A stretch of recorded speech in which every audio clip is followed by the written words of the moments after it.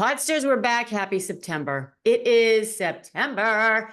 And if you listened last week, you will not be surprised that September is my favorite month. I am ridiculously excited.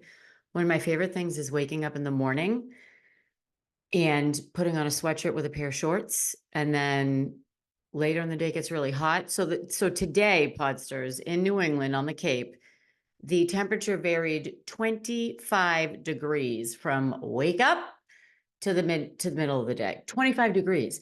So you put on your shorts, you put on your sweatshirt, and then by the middle of the day, you have to take the sweatshirt off because then you're hot. I love it. It's fall. I love fall. If you're from New England and you don't love fall, let's talk because something's wrong with you, frankly. Anyway, I'm a little fired up today. Here's what we're going to talk about.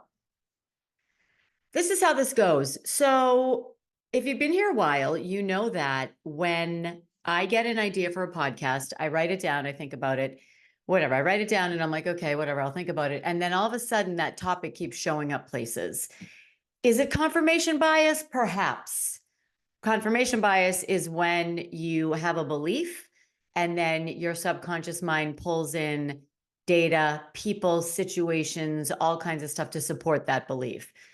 So is it a coincidence? Maybe. Is it confirmation bias? Who knows? All I know is I was thinking the other day about this topic, and the topic is the true value of your time. So it's the time money conundrum, if you will. And I'm going to explain what that means in a minute. Let me get back to why I'm talking about it. So we're entering September. We're in September. It is back to the grind if that's how you live your life. And again, I suggest you can create a life that you don't need a vacation from. And it's not a grind. You're excited that you're back to fall. But there's a grind coming. We have kids back to school. We're back to school. We're back full on to work, less vacation days, shorter days if you live in a place that the sunrise and sunset changes with the seasons, the time I mean. And before you know it, we're going to be in full on holiday mode. So we're all thinking more about time.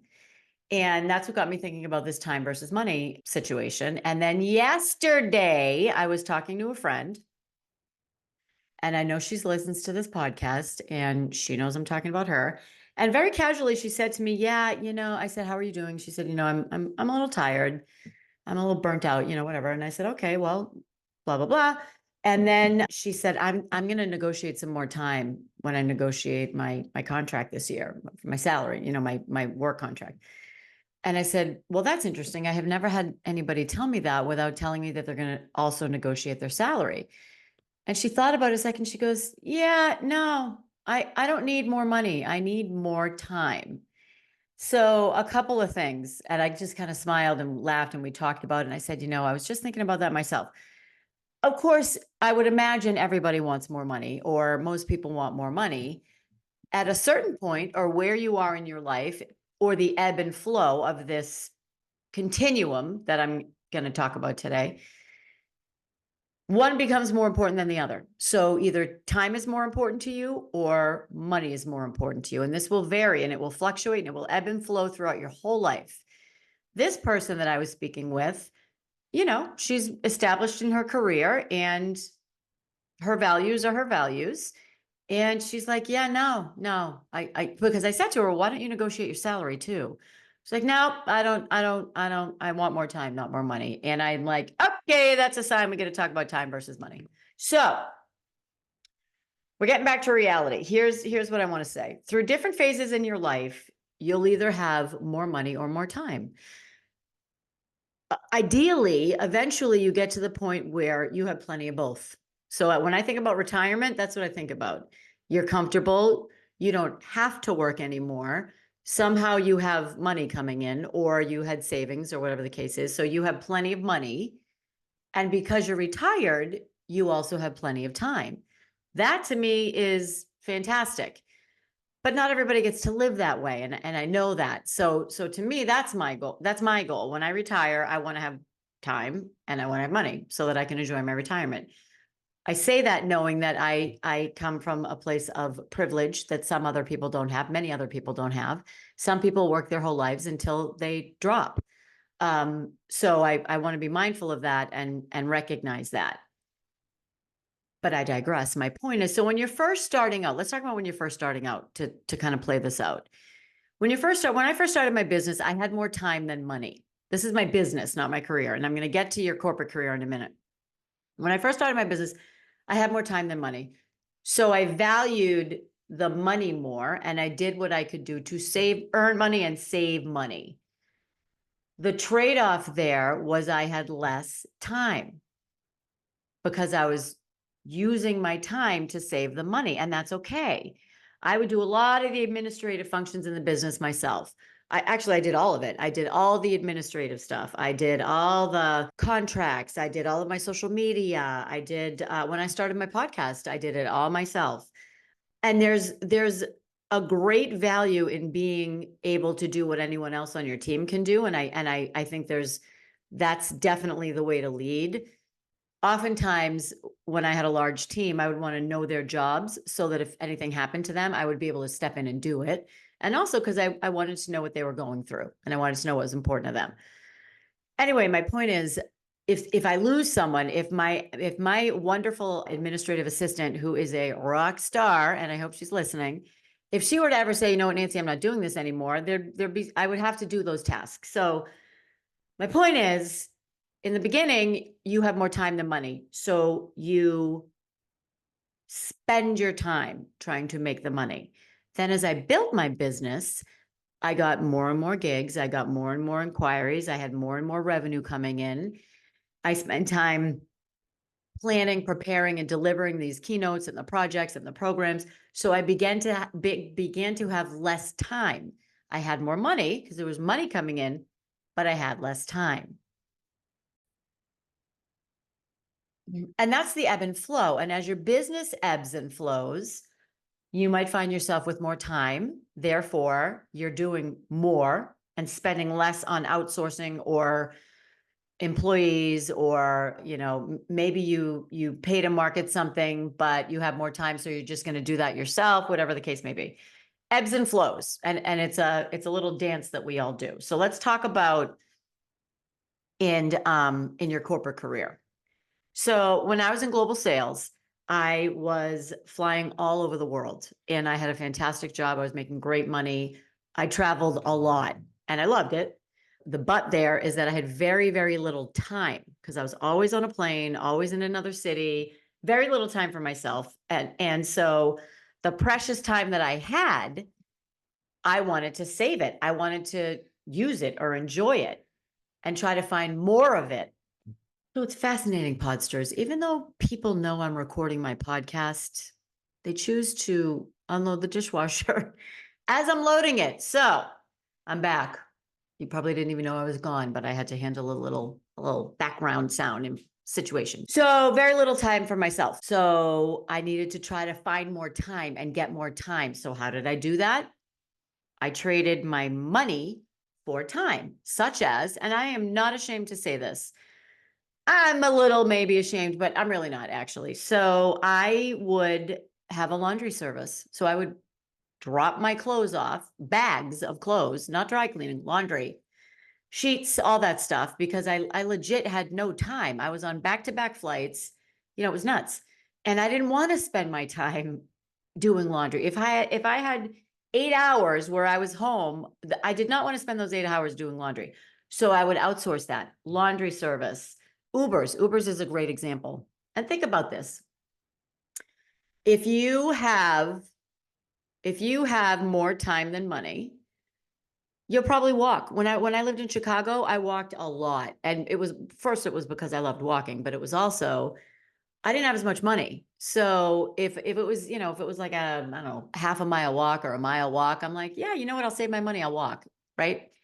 So when you think about Ubers or drivers or whatever the case may be, you're spending a lot of money because the time is more important to you. This is, if it's a short distance. Before I got married, I was traveling like a banshee, and literally it was frenetic, unsustainable, and inappropriate. Clearly, I'm still triggered by that. More on that perhaps at another podcast, but I wanted to get in shape. I wanted to eat healthy. I was getting married and I had no time. I was home for 24 hours every week. basically. So I hired somebody to make healthy dinners for me and Danny. Then when I had more time, I could make my own dinners and I didn't need that. And this was something that, again, I could do it because the time was more important to me. A house cleaner, if you have somebody help you clean your house, you're valuing your time more than the money. And that's why oftentimes when, let's say, someone gets laid off, you'll start to pull back on those things. So you'll start to pull back. The house cleaner, if you had one, is probably one of the first to go. Manicure, well, manicure is not a good example because I don't think that's necessarily time for money. Maybe it could be for you. A lot of the things that you used to splurge on or spend on, and some people would say spend recklessly. I would not. I would say you're trading your time for your money. That starts to come back because you pull that back in because you don't have as much money and instead you have the time. TaskRabbit, all these companies, they are counting on people who are willing to trade money for time.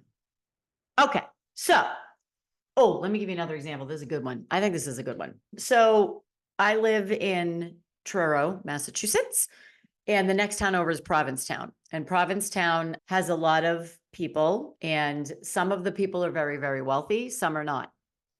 The people who are very, very wealthy. So let me tell you where I'm getting to this. So I was out weeding my garden and I have a lot of garden and it takes a long, and we're talking like 2 days probably to really fully do it.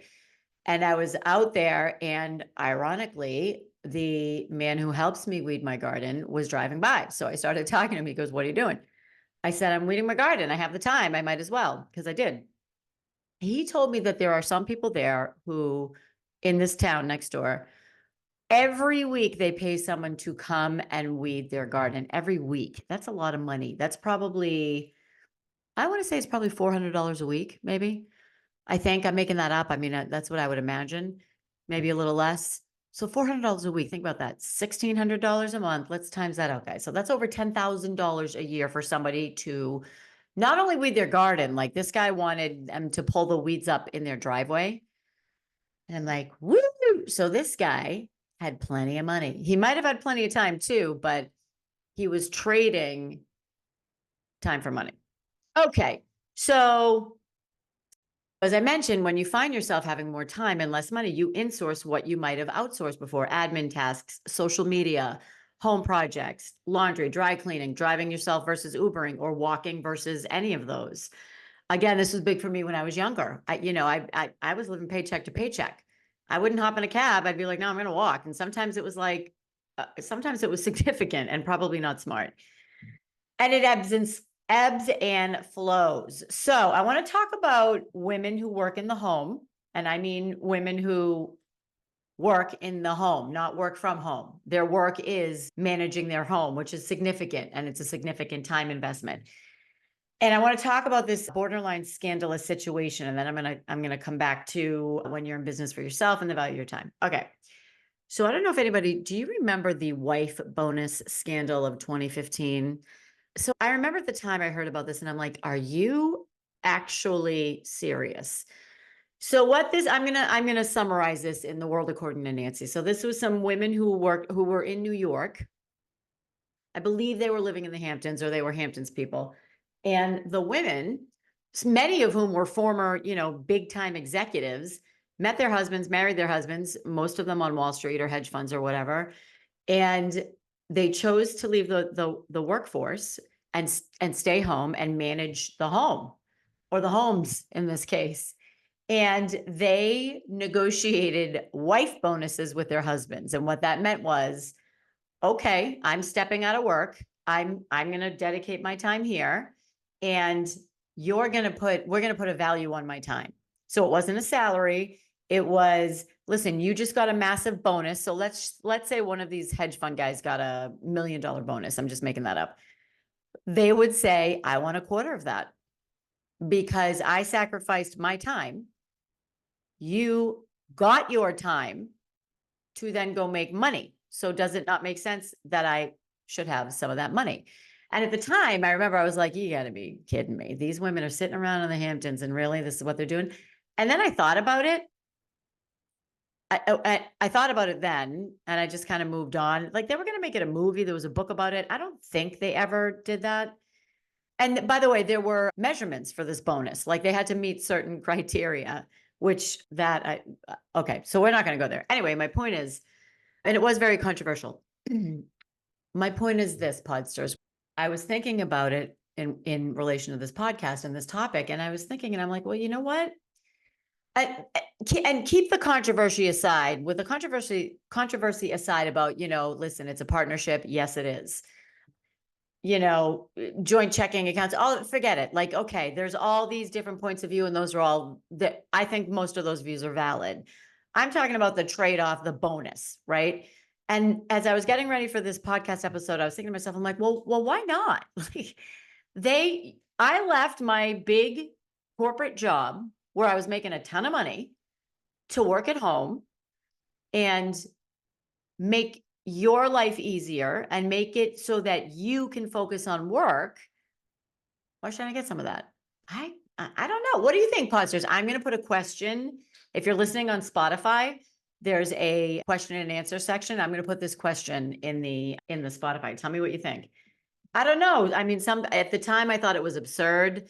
Many people think it's garish. It was kind of like a pop culture thing at the time, and then it just kind of fizzled out. I think it's I just think it's interesting. I just think it's interesting. There's other ways to achieve that, but again, this was a bonus. These are women executives who left corporate, came home, and that's their mindset. And I think there might be a little value to that. I don't know. Let's talk about it.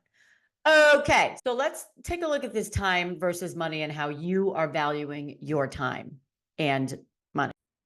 If you are in business for yourself, and I learned this lesson quickly, but I had to learn it, and I actually learned it from my husband. If you are in business for yourself, all you have is your time. That's all you have. You can't get it back. You're not punching a clock. You don't get that time back. And if you are in a service business, your product is your time. So the value of your time is even more important because that's your product.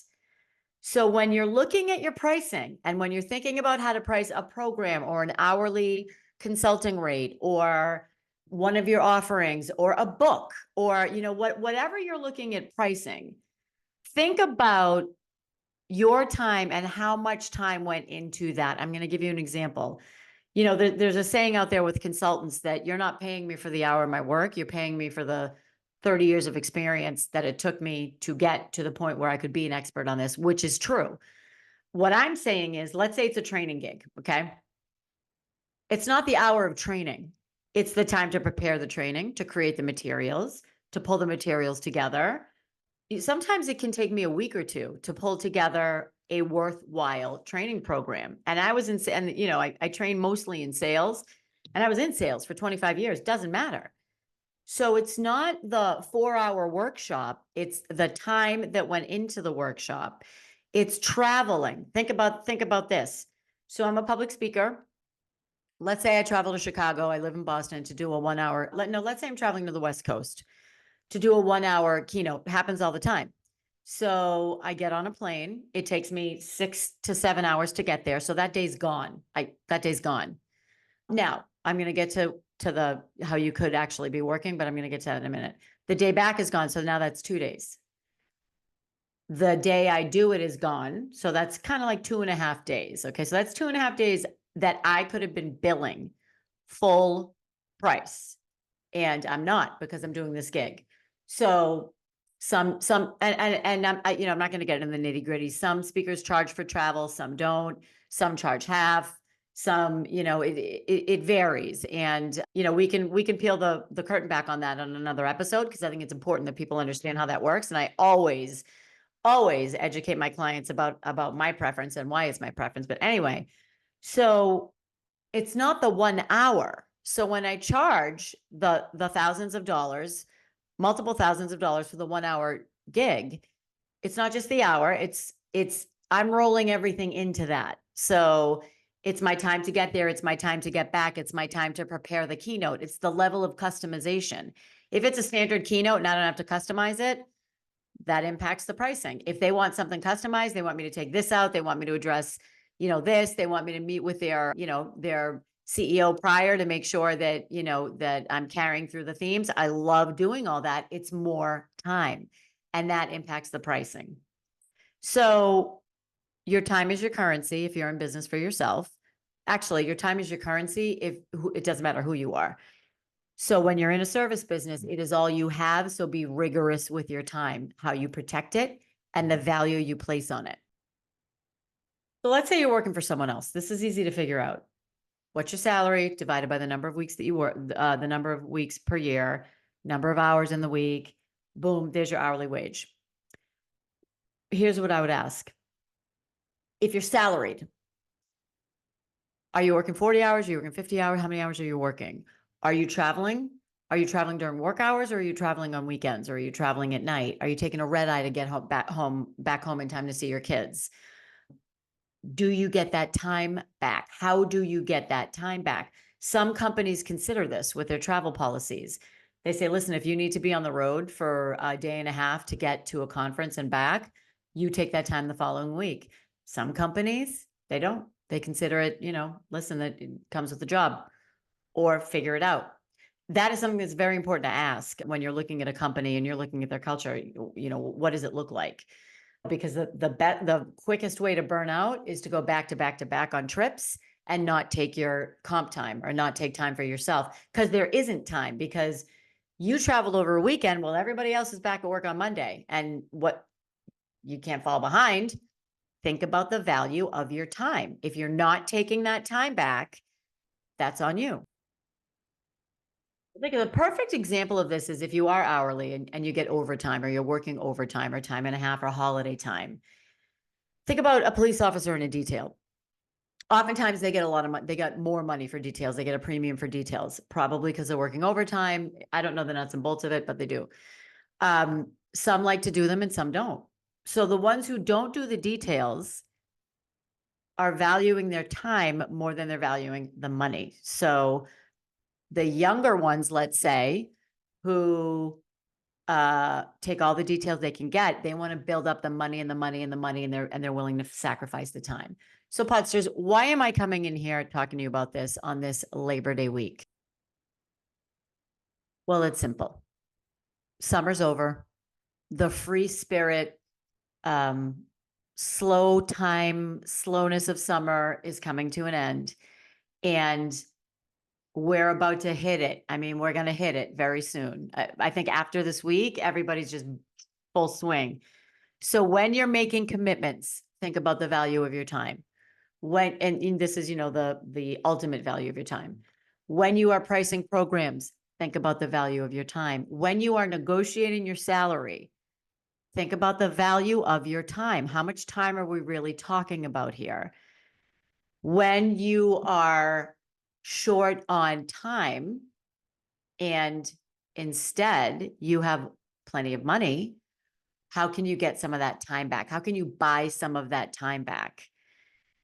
Is it outsourcing? Is it staffing up? Is it, sometimes I have 6 or 7 people on my team. Sometimes I have 2 or 3. It really depends on what I have more of, time or money. And that will ebb and flow. So if you're working in the home, what's the value of your time? And I'm not saying it's necessarily money. Like, let's go back to those Hamptons bonus wives, or the wife bonuses. What is it that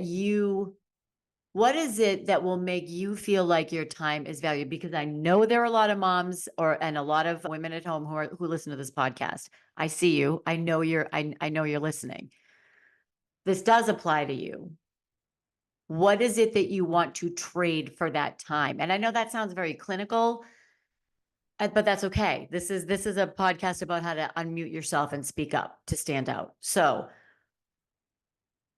one could argue, seeing my children grow and prosper is all I need. That's great. What about the time you're doing things that don't speak to that? So what is the value that you place on your time? Is it having free time to yourself? Is it having quiet time? Is it, I'm not saying you walk up to whoever you live with and say, okay, well, I just made breakfast, give me $50 an hour or whatever. I'm saying, what's the value of that time? And how do you make sure that you're getting enough of that? Whatever that is to you. So, Podsters, that's my message for today. I am so excited for September. I'm recording 2 guests next week.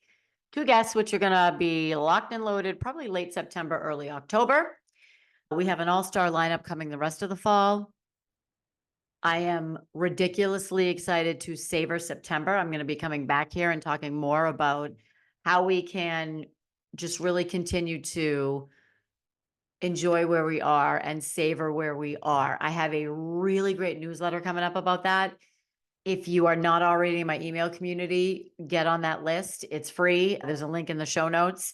And if you haven't signed up for the Do the Thing retreat yet in Florida in November, it's 2.5 days. I want you to know that I know why you're hesitating. And I did too. And it was not until I really invested in myself, the time, the money, the headspace, the overcoming these fears.